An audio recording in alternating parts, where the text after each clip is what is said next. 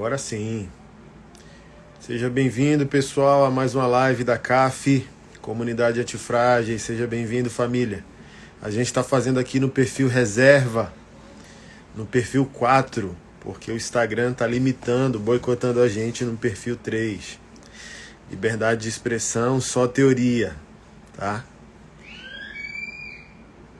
O próprio Lula, né? Hoje o assunto é política, que o próprio Lula deu uma entrevista essa semana falando que a mídia está falando demais sobre ele, né? Que quando ele voltar ao poder, ele vai regulamentar. Você sabe, né? O que isso significa. Então, STF é partido do Lula.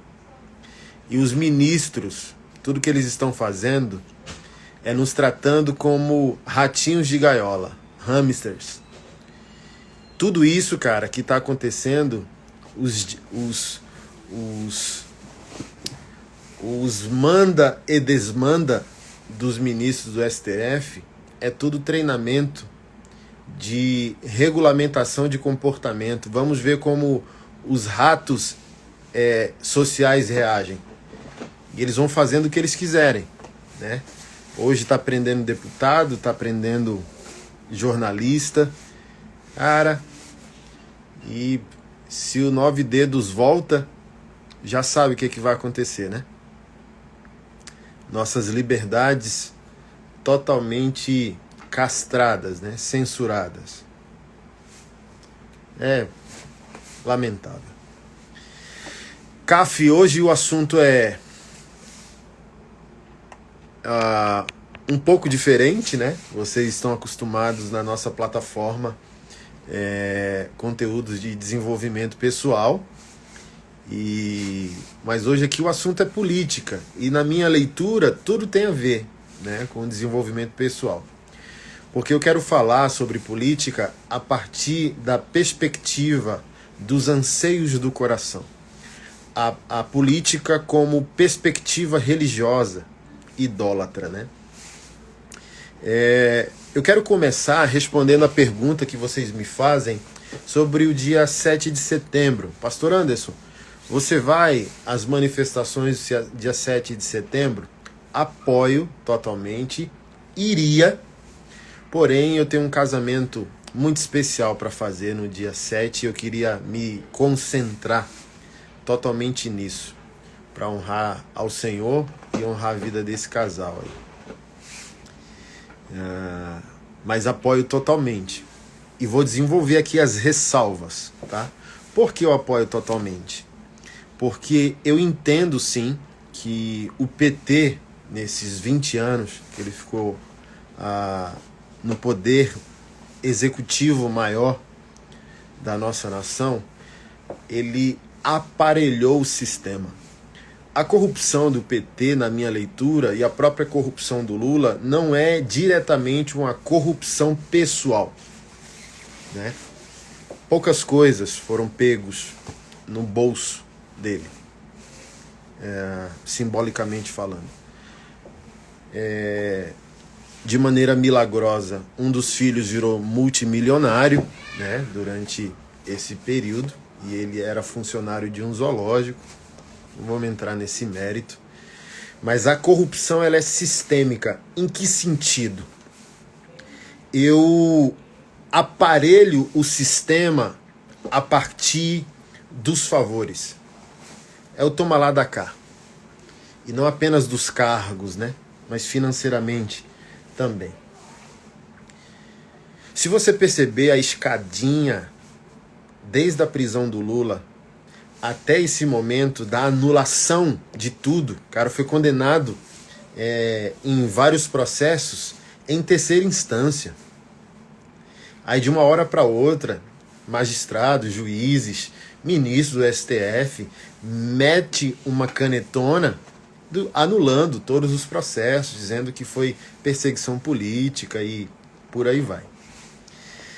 A maioria dos ministros que estão no STF hoje são indicações de Lula e Dilma, ou seja, o aparelhamento para o futuro favor, né? E a escadinha, ela é tão bem construída que desde a liberdade, a anulação das penas, das sentenças e tal, e o trampolim para 2022. Tudo bem arquitetado, tudo bem tramado, na minha leitura, né? E dá para ver, tanto no PT, tanto agora com Bolsonaro e por aí vai, o anseio do coração humano erguendo ídolos, tratando a política de maneira redentiva, de maneira a você esperar da política o que você deveria somente esperar de Jesus. Tem um filósofo brasileiro chamado Francisco Raso, ele tem um livro muito bom chamado Imaginação Totalitária. E ele vai falando sobre as ideologias, né? O que é uma imaginação totalitária? Eu tenho uma ideia de mundo perfeito no meu imaginário que é surreal, que não é real, que é extraordinário, não é ordinário. Está no campo das ideias, mas é impossível, talvez, se materializar. A esquerda é especialista nisso, em imaginação totalitária. Feminismo, as minorias, socialismo, comunismo e por aí vai. O ideário revolucionário é inviável na prática. Então, as pessoas ficam entre o já e o ainda não. O mundo ideal no campo das ideias, no campo subjetivo, no campo teórico, no campo filosófico, mas no campo prático não. Acabou de sair uma matéria essa semana que faliu um estabelecimento socialista, onde as pessoas pagavam quanto queriam. Faliu, né? Outro restaurante, um café, onde se cobrava mais impostos dos homens do que das mulheres. Então, sei lá, se a conta dava R$100, homem tem que pagar 20% a mais, que é um estabelecimento em prol da mulher. Faliu também. Então, eu não quero entrar aqui na narrativa de liberalismo econômico, livre comércio e por aí vai, mas, irmão, comunismo, socialismo é coisa de adolescente. É coisa de intelectual, como disse o seu Jorge. O seu Jorge, você não sabe, o negrão da MPB, tem casa em Paris, casa em Nova York, casa no Brasil, e ele comprou uma Porsche de quase R$1 milhão. Aí foram perguntar para ele: uai, mas você não anda com Racionais, não é do rap e tal? E ele disse: meu amigo, pobreza é coisa de intelectual. E fala 5 idiomas, seu Jorge. Então, assim, ó, gente, poesia é um negócio lindo. Mundo real é outra coisa. Então, socialismo, comunismo, marxismo, tudo coisa de adolescente. Alguém bem disse certo dia: quem não é comunista aos 15 anos não tem coração. Mas quem não se torna conservador depois dos 40 não tem cabeça. Esse é o processo da vida. Comunismo é coisa de intelectual, é coisa de velhos que enganam jovens e é coisa de jovens que acham que o mundo pode ser transformado a partir do dinheiro do pai, ou dinheiro do bolso do outro, ou dinheiro do Estado. Mas na vida real não, gente. Tínhamos que, sem dúvida, inaugurar uma cultura empreendedora e progressivamente abolir com a própria CLT. Vê se nações desenvolvidas, vê se Estados Unidos tem isso. Quem empreende no Brasil sabe, irmão, a dificuldade que é, o tanto de imposto que se paga para ter um funcionário, 2, 3. A gente paga mais imposto do que sobrevive. Eu conversando com um empresário semana passada, e um empresário falou para mim: pastor, infelizmente, eu sou crente, tenho temor de Deus, mas se eu pagasse todos os impostos que eu tenho que pagar, eu vou falir, eu não consigo renovar meu estoque, eu não consigo nem pagar meus funcionários. Então, assim, ó, é igual minoria, gente.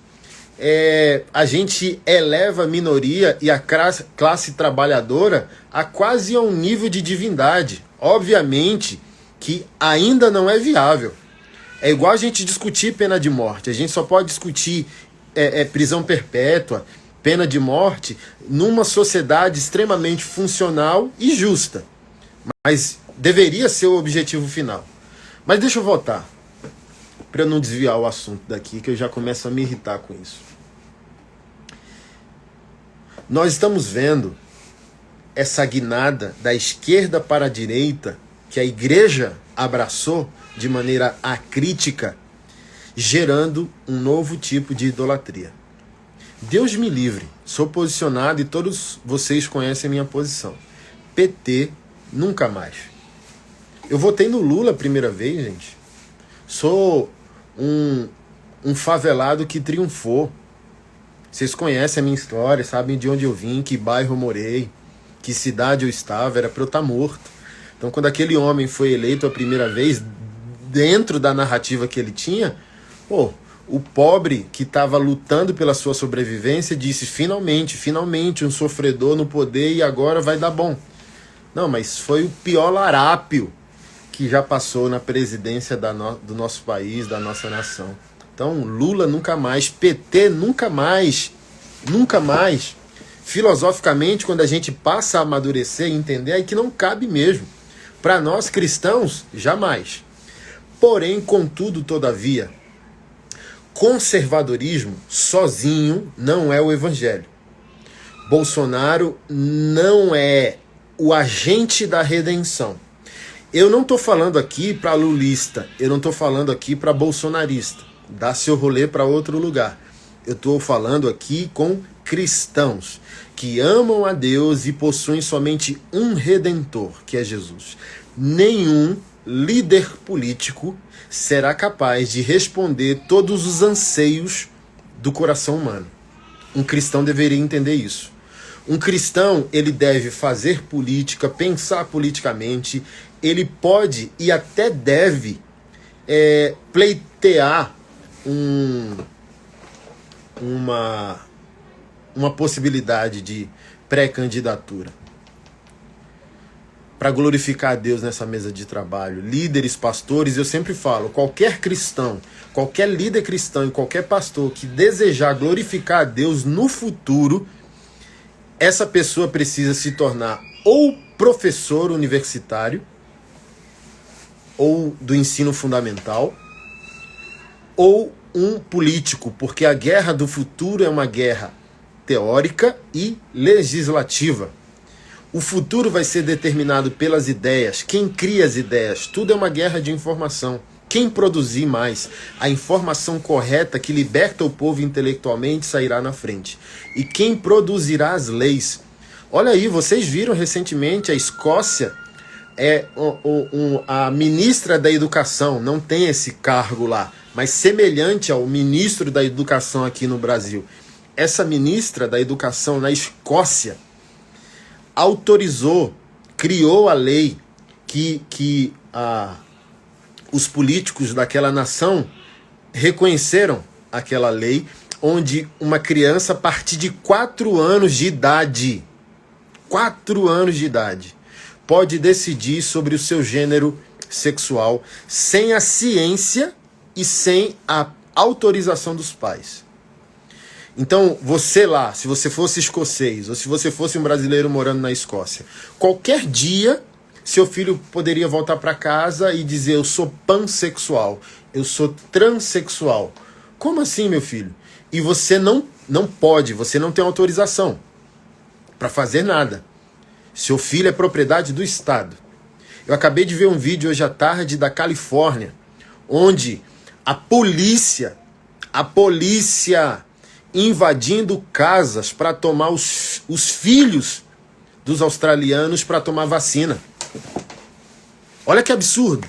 A criança agarrada não queria exercer o seu direito universal e alienável de ir e vir. Mas o governo, as autoridades ali, políticas da Califórnia, determinaram a vacinação, em alguns contextos, compulsória. Não quer ir, eu vou atrás, vou pegar. E assim, a cena mais grotesca de policiais arrancando crianças dos braços dos pais e levando nas viaturas para vacinar. Gente, olha, o que o STF está fazendo no Brasil, não vou entrar aqui na linha de conspiração, mas, gente, a questão não é o vírus existe. A gente tem que entrar posteriormente na discussão onde nasce esse vírus. Esse vírus é natural, esse vírus é acidental, esse vírus é laboratorial. De onde procede isso? Eu não quero discutir aqui a existência do vírus. Se o vírus existe, nós temos que vacinar e tomar medidas de segurança, de distanciamento, de higienização e por aí vai. Mas, gente, vamos lá. Vamos lá. Vocês são tolos, porque vocês não conseguem discernir o tempo, discernir as Sagradas Escrituras e saber que política, ela não redime, ela pode conter, mas ela não soluciona a totalidade do problema humano. A Bíblia revelou isso. Gente, se esse vírus, não vou falar do vírus. Se o comportamento político das autoridades mundiais diante do vírus e diante da pandemia não é a amostra grátis do controle populacional, comportamental, social, eu não sei em que Disneylândia você vive. Eu não sei. Se um governo autoriza a força policial a invadir lares, para tomar criança dos braços dos pais, para levar de maneira compulsória aos hospitais para vacinação, será que você nunca leu sobre Holocausto? Será que você nunca leu sobre Adolf Hitler? Será que você nunca viu como começou toda a problemática da Segunda Guerra Mundial? Deixa eu falar um negócio para você, se você não sabe. Antes do Holocausto, uma das primeiras coisas que Hitler fez foi desarmar judeus, ciganos e as populações minoritárias, aspas, naquele contexto, naquele tempo histórico. Então, antes de tudo, lançou informações na cabeça do povo alemão, do povo austríaco. Depois dessas informações, ele passou a criar ou influenciar a criação de leis. Olha aí, acabei de ver um vídeo hoje de um CAC, que é um atirador desportivo, um colecionador de armas. Há uma cultura marginal na cabeça do brasileiro, onde quem tem arma é somente policial ou bandido. Que loucura! Mas assim, antes de qualquer totalitarismo, um governo ditatorial é desamarmentista. Sempre será. Sempre será. Então, gente, nós estamos diante, politicamente e mundialmente falando, como ratinhos da gaiola, onde as autoridades políticas sabem muito bem o que fazem. Dizem o que temos que fazer, o que não fazer. Covid-19 e a pandemia da Covid-19 é só o primeiro teste social dos ratinhos na gaiola. Preparem-se para o futuro, lamentavelmente. Mas deixa eu voltar ao que eu quero dizer. O cristão e a política. O cristão, gente, possui uma teorreferência. Sua referência é Deus e a eternidade. Não podemos transicionar a idolatria que a sociedade brasileira dava ao PT e ao Lula agora ao conservadorismo e ao bolsonarismo. Eu sempre pontuo isso para dizer que eu não estou aqui problematizando. Votei em Bolsonaro em 2018. Votarei em Bolsonaro em 2022. Porém, não espero muita coisa. Em que sentido? Eu não quero que ele faça o que eu já estou fazendo, eu só quero que ele não me atrapalhe. O que é um governo conservador para mim? Um governo que não me atrapalha um governo que vai me deixar em paz como cidadão, como pai, como marido, como empreendedor e como pastor. Como pastor, num governo conservador, eu posso chamar pecado de pecado. Por exemplo, eu lidero um projeto para o financiamento de cirurgias reparadoras em travestis e transexuais. Eles transicionam, vivem o pecado, conhecem a Deus, se arrependem, nascem de novo e agora não querem mais esse corpo modificado por silicone, esse corpo de mulher. E o meu projeto, com o apoio de empresários, cristãos e pastores, irmãos do mundo inteiro, certa vez uma irmã dos Estados Unidos ofertou para o projeto R$25 mil, de uma lapada só. E financiamos essas cirurgias. Se tivéssemos num governo petista, eu já estava preso. Porque num governo petista não existe norma biológica, norma teológica. Eu não posso, num governo petista, afirmar que homem é homem, mulher é mulher. Eu não posso, num governo petista, dizer que o transexual pode se arrepender e agora viver a sua sexualidade para a glória de Deus. Eu não posso dizer que o feminismo é um câncer. Eu não posso dizer que o feminismo monstrifica a feminilidade da mulher. Não posso.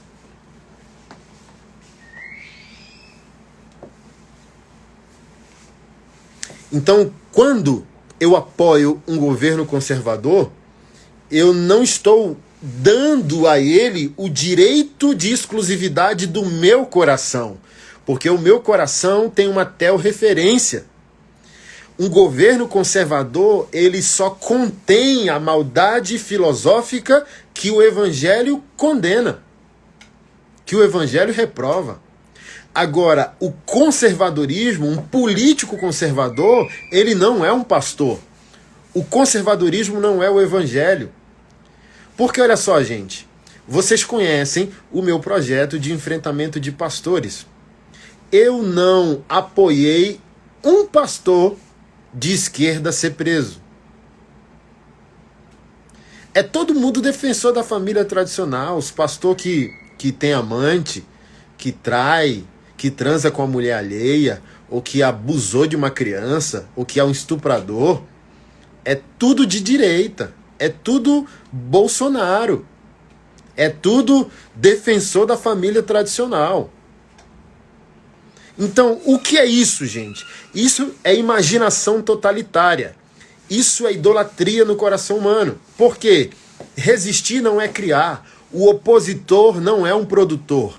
Quando nós nos opomos ao PT, isso não é sinônimo que nós somos imediatamente aprovados por Deus. Quando a gente diz que marxismo... Eu tenho uma fala polêmica. Deus não tem partido político, mas o diabo é de esquerda. Ele coube. Eu não sei se o diabo criou a filosofia esquerdista ou foi o esquerdismo que chamou o diabo para batizar o que homens criaram. Mas o negócio é do mal. Do mal. Subversivo. Eu vou escrever o livro Avatar e você vai ver... Você vai entrar em pânico quando eu mostrar para você de maneira bíblica o que é a esquerda, em toda a sua filosofia. Não, esquerda é só luta por direitos iguais, feminismo, cota para negros e tal, bababá. Gente, a minoria é só escudo para ser usado para esconder as maldades filosóficas e morais do esquerdismo. É só um escudo. É só um escudo. O negócio é do mal. A esquerda, em toda a sua filosofia, ela combate a Imago Dei, a imagem de Deus. O objetivo filosófico da esquerda é destruir a imagem de Deus no mundo, no homem, na criação. Não há nada de bom na esquerda. O que ela finge ser bom é só um escudo, uma cara fofinha para esconder um coração diabólico, demoníaco, monstrificado.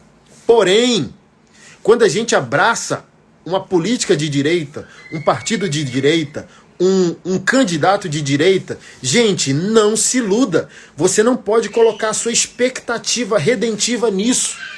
A direita, ela não vai salvar, porque ela não é o evangelho, ela só vai nos deixar em paz. Ela não vai perseguir a igreja, ela não vai proibir a Bíblia, ela vai defender, teoricamente, a família. Olha só, nem os pastores, cara, estão defendendo a família tradicional, ué. Nem pastor que é candidato.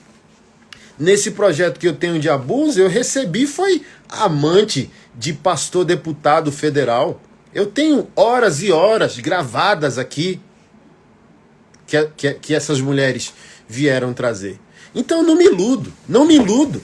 Por que eu não me iludo? Se nem os meus amigos de profissão, ao defenderem publicamente, teologicamente, politicamente, a família, vivem a família, o que eu posso esperar de um político de direita?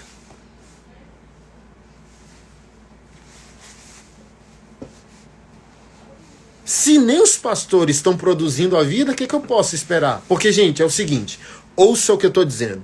O que eu vou falar agora é a coisa mais importante dessa live, tá, CAF? Ouça o que eu estou dizendo. Se o temor de Deus não faz seus ossos doerem, nada será possível, nem mesmo na política. Porque a gente ainda não viu coisas extraordinárias para glorificar a Deus no meio da política. Porque talvez a gente só está vendo na política evangélicos e ainda a gente não viu cristãos. É por isso que eu me dedico tanto, é por isso que eu tenho, cara, mais de 30 projetos. O povo fala, você é exagerado. Não, eu quero mostrar que Deus pode ser glorificado em qualquer mesa de trabalho. Eu tenho a Escola Governe, que é a escola sobre vocação política para cristãos. E eu estou treinando, eu quero apresentar em 2022 homens e mulheres aprovados. Eu quero chegar para a igreja e dizer, referência tem. Por quê? No Governe, eu não ensino política. Eu ensino que a corrupção começa no adultério mínimo. Não existe nenhum corrupto político fiel ao casamento, por exemplo. Porque se o cara trai a esposa, publicamente ele não garante nada. Então a minha maneira de trabalhar política não é na política, é no coração. A primeira coisa que eu faço é acabar com o altar da idolatria. E a primeira coisa que eu ensino é fidelidade aos primeiros compromissos. Porque se um homem, uma mulher não vai ser fiel ao seu cônjuge, o que pode esperar dessa pessoa na política? Na primeira, ele vai desviar o dinheiro da merenda, ele vai desviar o dinheiro da Covid para os hospitais de campanha, ele vai. Porque se ele não é fiel no casamento, ele não pode garantir nada. Mas se ele for fiel no mínimo, ele vai ser honrado no máximo. E ele vai honrar a Deus no máximo. Então, gente, eu não me iludo. Eu sou pastor, amo minha vocação, amo os meus amigos de vocação, mas nem eles estão trazendo esperança ao mundo. Imagina um político. Como eu posso dar para um político os anseios redentivos do meu coração? Político conservador nenhum, cara. Eu pago a conta todo mês. Os 33 projetos estão lá, tem um prédio social onde eles são realizados. Tem voluntário, tem funcionário, tem se não entrar doação, me esforço para pagar. A CAF está aqui, ó, quem é CAF sobe uma hashtag, sou CAF. A CAF me auxilia a fazer essas revoluções possíveis. Teologia para o Povo, nosso seminário, todos os alunos saibam disso. Quando você paga uma mensalidade ou você adquire um infoproduto nosso, eu estou lá. Não estou dependendo de político conservador nenhum. Eu só quero que o Estado não me atrapalhe. Expectativa redentiva não tenho. O meu coração é de Jesus. Meu coração não é de político. Meu coração não é de esquerda, nem de direita, nem de Lula, nem de Bolsonaro. O meu coração tem dono, porque o meu coração é caro. O preço do meu coração é um Deus crucificado em meu favor. Então eu não vou me iludir. Não vou me iludir. Eu, Anderson, sou de direita. Eu, Anderson, sou conservador. Mas o pau canta para a direita e para a esquerda. Atirei o pau no gato. Escreveu no leu, o pau comeu. Não poupo ninguém. Não poupo meus amigos de profissão que são pastor e vou poupar político, pô. Eu creio em mim. Sempre falo isso. Eu creio em mim. Eu creio em mim. E se você vê, eu falei isso, deu Terceira Guerra Mundial. Você quer ver se um irmão é idólatra politicamente? Vê a timeline dele hoje, cara. Só tem política. Só tem STF, só tem coisa contra Lula, só tem Bolsonaro pra cá, Bolsonaro pra lá, mito 2022, dia 7 de setembro, bababá. Coisa feia, coisa ridícula. Por quê? Você deve apoiar sim. É um governo que não vai atrapalhar a igreja a funcionar. Mas deixa eu falar um negócio pra você, gente. Voltando ao 7 de setembro. Pastor, você vai? Eu iria, só não vou porque eu tenho um casamento de um casal lindo em Jesus. E eu quero honrar esse casal e eu vou... E é meio-dia o casamento. Quero me dedicar totalmente a esse casal. Eu iria e apoio e digo pra você, vá. Porém, eu me posiciono publicamente dizendo, o meu apoio e a minha ida não é imediatamente apoio acrítico a Bolsonaro. E nem apoio acrítico aos próprios pastores. Deixa eu explicar por quê. Por quê? Onde a igreja se une para combater a pobreza? Onde a igreja se uniu para amenizar os danos da pandemia? Gente, teve mês na pandemia desesperadores, onde mães de família, pais de família desesperados, correndo para tudo que é lado. Pessoas me procuravam em pânico, exaustas, famintas. Eu fiz pixes de 1.000, 2.000, 500 reais, 300 reais, 200 reais, 100 reais, 50 reais para pais e mães de família. Distribuímos milhares de cesta básica, obviamente com o apoio de muitos irmãos. Mas sabe qual é a minha dor? É que esses grandes pastores estão ofendidos por causa do STF contra a nossa liberdade e eu estou com eles nisso. Pau no gato no STF. Vamos para cima. Vamos para cima. O poder emana do povo. Ponto. Estamos juntos. Povo evangélico, estamos juntos. Porém, não sou cego. Porém, não sou acrítico. A pobreza existe. O machismo existe. O racismo existe. A fome existe. O desemprego existe. A inflação só subindo. Gasolina R$ 7,00. Cadê a unidade da igreja para lutar além do que aquilo que o STF está fazendo contra nós? Ok, estamos unidos contra essa ditadura do STF. E depois? E depois? Eu gravei ano passado algo sobre a covardia dos pastores. Temos 4 anos de paz moral. Quando o governo era petista, as minorias invadiam a igreja que eu pastoreio para protestar, para me silenciar. Eu estou em paz moral. 4 anos eu estou em paz. O que eu fiz em 4 anos de paz moral? Abri um prédio social e criei 33 projetos, porque eu estou em paz, eu posso trabalhar em paz.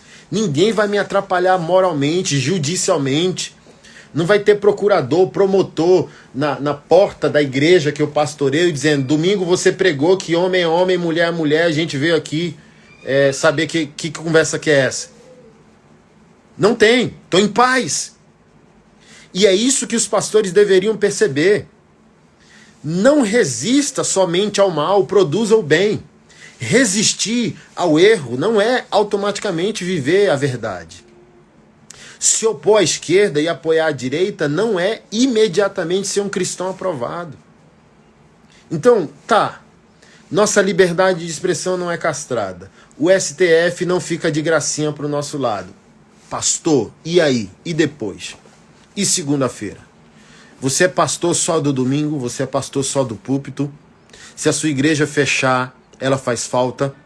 Existe mais alegria na sua cidade por um bar que abre ou por uma igreja que abre. Então, gente, eu não tô aqui causando. Eu só tô perguntando o óbvio. Porque a idolatria cega a gente.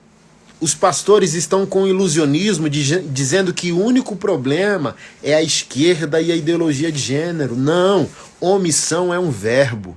Omissão é um verbo. Eu não posso apoiar o 7 de setembro, nem ir no 7 de setembro, irmão, sem ir além do óbvio. Jesus vai voltar. Está escrito na Bíblia, a verdadeira religião é se manter incontaminado do mundo.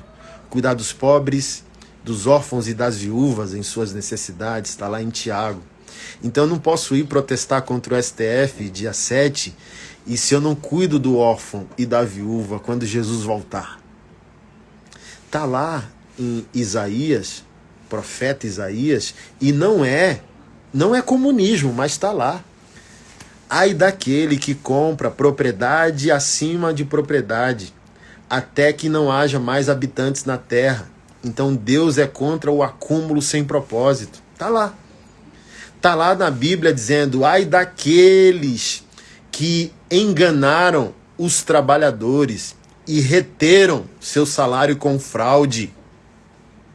Ai de vocês, ricos, que estão se banqueteando em vida. Porque, gente, uma coisa é sério. As injustiças que não foram punidas em vida não serão esquecidas depois da morte. Então eu não posso somente dizer que o problema do mundo é sexual. E aqui, gente, eu não preciso me explicar, mais uma vez, o tanto de projeto de santidade sexual que eu tenho. É liberdade de expressão? Pau na máquina. É sexualidade? Vamos lá. Mas tem mais, gente. Eu não posso atacar um problema e achar que esse um problema é o evangelho todo. Eu não posso me opor ao PT e dizendo, cumpri minha missão. Eu não posso ir contra a ideologia de gênero e dizer, tá tudo em paz. Tá não. Tá não, e Jesus vai cobrar muito. Mateus capítulo 25 diz que a justiça pública, a justiça social vai fazer distinção entre ovelha e bode. Tá lá. Palavras do Senhor Jesus, Mateus capítulo 24. Eu estava preso. Então olha só, Jesus também não é aquele bandido bom é bandido morto. Eu estava preso. Então olha só, todo criminoso, qual é a minha linha? Sou armamentista, tenho arma, sou defensor que todo aquele aprovado psicologicamente, aprovado moral, civil, criminalmente, deve ter uma arma para sua legítima defesa, a defesa do seu patrimônio, a defesa da sua família. O bandido só pode ser morto sem culpa e sem pecado por aquele que ir contra a sua vida em legítima defesa flagrante ou combate direto com a polícia. Se ele foi ferido, capturado ou preso, o evangelho não apoia a sua execução. Porque vingança não é justiça. Eu, Anderson, vocês me conhecem, acham que eu sou o cara mais truculento do mundo, né? Sou não, gente. Eu sou capaz de tirar a vida de alguém, se ele vier contra a vida de alguém que eu amo. Em legítima defesa da vida dos que eu amo, nem da minha, não ligo muito pra minha não, porque morrer é lucro, Paulo já disse. Agora se vier contra minha esposa, minha mãe, um irmão meu, meus filhos, e não tenho, faço isso com amor. Faço isso com amor. Mas não é ódio contra o bandido, é amor por quem eu estou defendendo. Então, bandido bom e bandido morto não é coisa de cristão pleno. Pode ser coisa de cristão, menino ainda, imaturo. Porque Jesus, em Mateus 25, diz, eu estive preso. Então, todo vagabundo, todo bandido, segundo o evangelho, merece uma segunda chance. Sabe por quê? Eu sempre gosto disso. Jesus é o único que tem a nossa foto polaroid, inclusive do vagabundo, inclusive do pedófilo, inclusive do matricida, inclusive daquele que mata o próprio filho. inclusive daquele que bate na mulher. Todo aquele que sem Deus comete o mal, o evangelho é a boa nova de Deus, dizendo: eu sei quem você é, eu tenho sua foto original. Então tá lá, em Mateus capítulo 25, a justiça. Eu estive preso, eu estive faminto, eu estive nu, e vocês me vestiram, me alimentaram, me visitaram. As ovelhas, lá no texto, perguntaram: Senhor, quando foi que te vimos prisioneiro, nu e faminto e te visitamos? Toda vez que você fez a um desses pequeninos, você fez a mim. E os bodes perguntaram: quando foi que te negligenciamos? Toda vez que vocês deixaram de fazer. Então, irmãos, cuidado. Cuidado, porque até a narrativa conservadora é que a luta por justiça é mimimi. Não é. Não é. Não é. Não é mimimi. Em todas as situações, não. Essa avalanche conservadora crescente não respeita em todas as situações os direitos humanos. Não é uma pauta central. Mas o verdadeiro conservadorismo e o evangelho é sim focado na dignidade humana. É sim focado nos direitos humanos.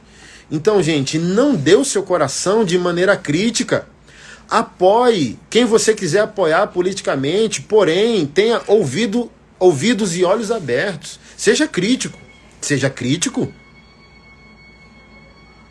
Se eu vou apoiar um governo conservador, eu não vou apoiar isso de maneira crítica. O único que eu apoio de maneira acrítica é Jesus, porque o meu coração é dele. Então a gente não pode dar o nosso coração com a expectativa de redenção a qualquer um. Por quê?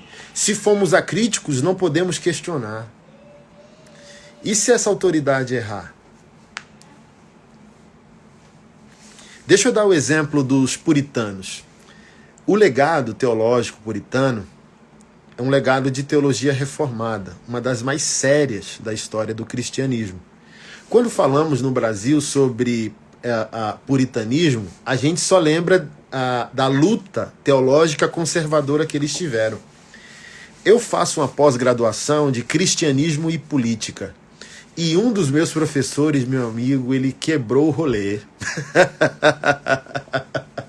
Sabe aquele meme assim? Não foi nada, foi nada, foi nada. Ele chegou atropelando tudo. Como ele chegou atropelando tudo? Cara, ele narrou historicamente que os puritanos eram doutrinariamente ortodoxos, teologicamente conservadores, biblicistas, tradicionais. Porém, politicamente revolucionários. Em que sentido? Anarquistas? Não. Por exemplo, Romanos 13. Romanos 13 não é sobre pastor. Se você faz parte de uma igreja que os pastores dizem que a autoridade de Romanos 13 é pastor, sai fora. Está errado. O texto de Romanos 13 falando sobre a autoridade é sobre os magistrados. É a representação pública e política das autoridades. Os reformadores falaram sobre isso, Calvino, Lutero, sobre o reino dos homens ou o reino da espada. Lutero chamava a igreja o reino de Deus e o Estado o reino da espada. Romanos 13. O magistrado porta a espada e ela é agente de Deus para punir o mal. Os puritanos eram literalistas. O que o texto diz? O texto diz que a autoridade é agente de Deus, ela porta a espada para executar o mal. Mas se a autoridade for o mal, que respeito eu devo a ela? Nenhuma. Esses eram os puritanos. Eles eram ortodoxos na doutrina, porém revolucionários no aspecto público. O Estado tem que se submeter a Deus, não com o... Cara, qual é o termo que se usa? Proselitismo. Não era o Estado deve submissão proselitista a Deus, não. O verdadeiro evangelho não quer converter o Estado. E não quer converter pessoas que Deus não está convertendo. Mas, porém, o evangelho ele é justo porque ele parte de uma tal referência. Então, naquela época, havia a monarquia na Inglaterra, ali naquele contexto dos puritanos. Deus falava diretamente com o rei, segundo o entendimento da época. Deus falava com o rei é Deus falando com o povo. Mas os puritanos pegaram Romanos 13, dizendo, o rei vigente, ele não porta a espada de Deus contra o mal, ele é o mal. Se ele é o mal, ele precisa ser destituído. Se a gente apoia politicamente alguém de maneira acrítica, não conseguimos questionar, não conseguimos bater de frente. Porque a gente vai entender de maneira errada que é Deus que quer daquela maneira. O que é que os puritanos fizeram? O rei da época deles foi resistido teologicamente por eles. Ao ponto que eles lutaram de maneira justa, de maneira legal, de maneira legislativa, e foi votado no plenário da época deles a execução do rei. O rei foi executado, meu amigo. Executado. E segundo os puritanos, executados para a glória de Deus. Acabou a execução? Acabou. Vamos para a igreja adorar, louvado seja o nome do Senhor. Então, a gente não pode misturar as coisas. Se a gente apoia a política partidária, a política ideológica, um partido político ou um político de maneira acrítica, não conseguimos questioná-lo. Não conseguimos discordar. Por exemplo, eu sou conservador, mas parte significativa dos conservadores são vagabundos. Os defensores políticos e teóricos da família são famílias bulhufas nenhuma. Porque como que você pode ser publicamente defensor da família e destruidor da família no particular, no privado, nos bastidores? Por isso que eu não espero de mim. De mim eu espero. Em mim eu creio. Porque eu creio no meu Deus. E não estou colocando expectativa nenhuma que político faça no meu lugar o que eu estou fazendo. Ok? Então o meu apoio ao conservadorismo, ele é legislativo. Vou usar essa palavra. O que o conservadorismo apoia não me atrapalha como evangélico e nem como pastor. Ponto final. Agora eu creio em pessoas conservadoras? Não, gente, a gente está colocando quase num patamar idólatra esse negócio. Como se ser conservador fosse ser cristão imediatamente. Como se ser conservador fosse ser aprovado por Deus. Como ser antipetista, antilulista fosse sinônimo de santidade. Não, seja conservador, mas Deus não aboliu as requisições de santidade que fez sobre você. Apoie a família tradicional, porém tem uma família santa. Não é discordar da igreja da família homoafetiva que te faz ter uma família que Deus aprova. Vieram me censurar dizendo esses dias que eu apoio a adoção homossexual. Eu falei, não, eu apoio a adoção. Primeiro a gente tem que discutir fundamentos. Qual o índice, ou qual o nível da cultura de adoção na igreja evangélica? A criança está lá. Eu não sou um monstro. Não sou um monstro. Eu não quero a criança na FEBEM ou na instituição casa. Eu quero ela adotada. Quem está adotando, para mim, agora é o menor dos problemas. Se a gente tivesse uma cultura forte de adoção, aí a gente poderia discutir um monte de coisa. Mas aqui a gente está discutindo teoria. A gente está discutindo teoria. Olha os índices. Crianças pardas, que é o negro de hoje, crianças negras e pretas e acima de 6 anos, o número delas dobra o número daqueles que querem adotar, que estão na fila. Porque os que estão na fila querem recém-nascidos e brancos. Aí vai lá um casal gay, por exemplo, Acabei de ver uma matéria de um casal gay que adotou uma menina há 10 anos atrás com leucemia, que é o câncer no sangue. Tá bom? Eu não adotei, nem você. E agora, depois de 10 anos, a criança está curada porque eles fizeram um alto investimento para o tratamento da criança. Aí, crente idiota. Eu sou conservador, eu sou pátria, eu sou família, eu sou bababá, eu sou pró-vida. E o ser pró-vida do idiota é só ser contra o aborto. Mas deixa eu falar um negócio pra você, cara. Para de ser idiota. Ser pró-vida não é só ser contra o aborto. Ser pró-vida é ser pela vida toda. Criança tá lá na FEBEM. Ser pró-vida é, se não vai adotar, lutar por um projeto social, lutar por uma cultura de adoção. Eu sou pró-vida. E a criança tá lá com leucemia e vai morrer. Agora eu vou discutir quem está adotando, quem está salvando a criança. E se virar gay? Não, é outra via, é outra discussão. Primeiro a gente tem que elevar o nosso nível. É o que eu sempre estou dizendo. Por que está dando tudo errado?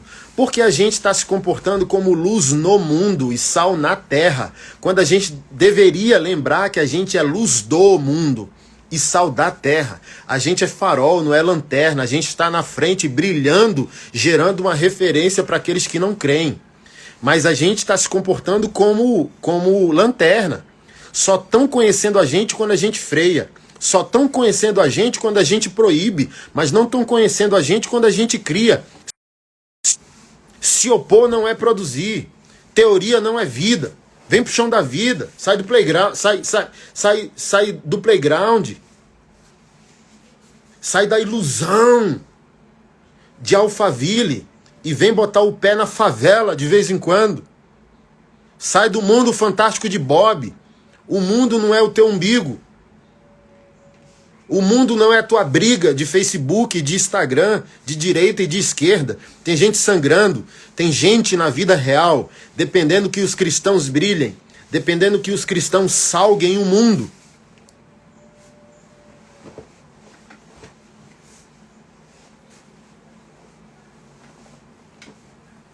Tá lá a gente discutindo se uma criança... Eu entrei uma vez num Jardim Gramacho, no Rio de Janeiro. Pela minha primeira vez eu vi uma criança de 10, 11 anos com um fuzil.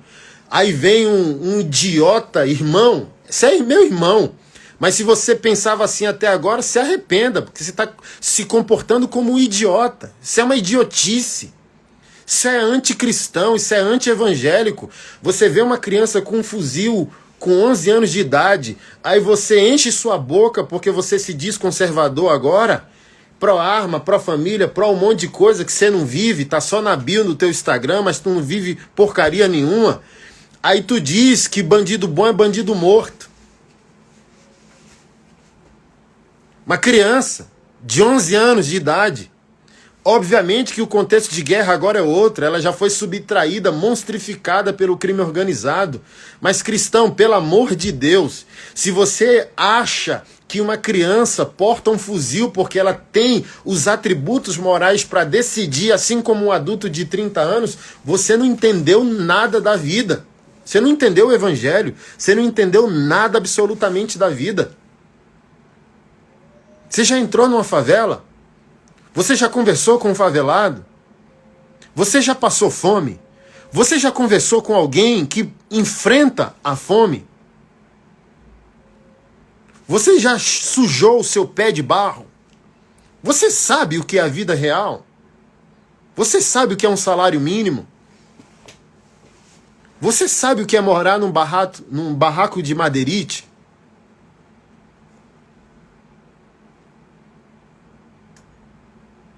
Você sabe o que é ser criado dentro de um ecossistema onde nenhuma possibilidade é dada a você?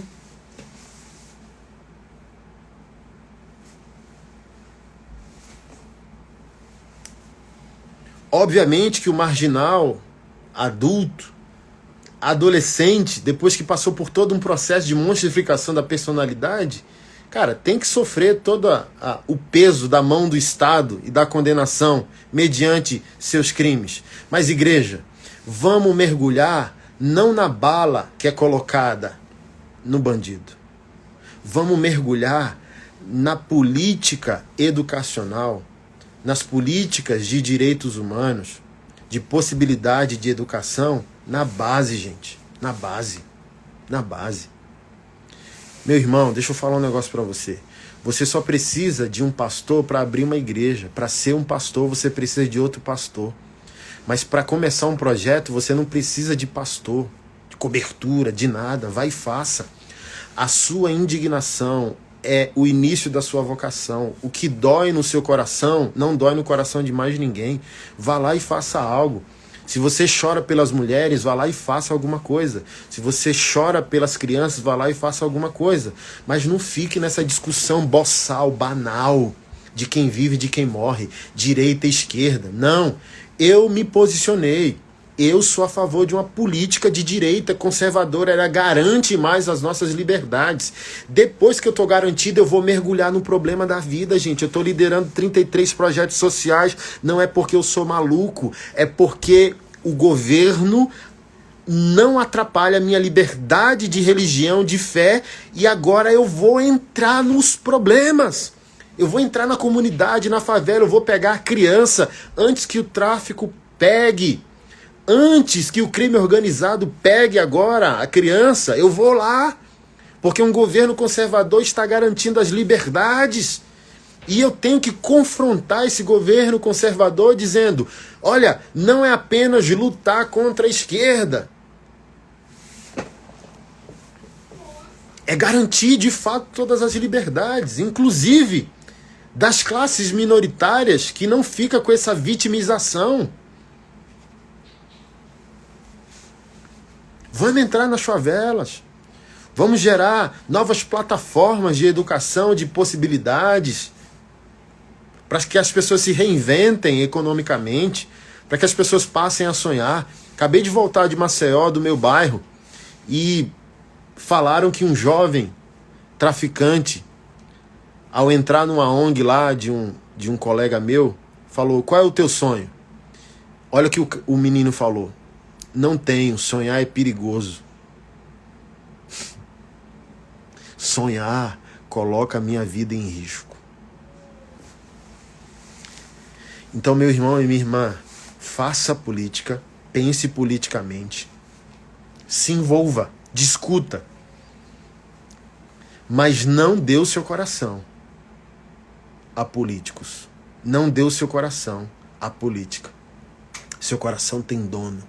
Seu coração é caro. Seu coração é de Jesus. Isso é o que eu tinha para desabafar com vocês. Era para a CAF, né, exclusivamente para a nossa comunidade, mas vocês estão pegando de lambuja aqui. É uma aula, uma mentoria hoje, mas também é um desabafo para o futuro aí. O futuro vai ser tenebroso. Temos que, como eu disse, cristãos relevantes no futuro serão professores e políticos. Luta teórica, luta legislativa. Mas não seja tragado pelas filosofias. Não seja tragado pela política. Se mantenha sóbrio. Se mantenha sóbrio. Se mantenha acordado. Se mantenha crítico. Deus te deu um cérebro. Crer também é pensar. Tá bom? E apoiar alguém politicamente não pode tirar teu criticismo. Olha o que Jesus... Deixa eu encerrar com uma fala de Jesus. A gente mete a lenha nos fariseus. Mas olha o que Jesus disse aos apóstolos, que eram seus discípulos na época, quando eles foram ouvir os fariseus. Ouça tudo o que eles têm a dizer, porque o que eles falam é verdade. Só não imite suas práticas. Eu vou colocar essa referência aqui quando eu salvar a live. Ouça tudo o que eles dizem. A informação é verdadeira. Só não imite a vida, porque a vida é falsa. Deixa eu falar um negócio para você. Até os nossos irmãos na política estão sendo falsos. Ouça tudo aquilo que o conservadorismo tem a dizer na teoria. Mas nem sempre imite a prática de todos, porque nem todos vivem a verdade quando se opõem à esquerda ou ao PT. Tá bom? Beijo. Deus abençoe. Valeu, CAF. Tamo junto.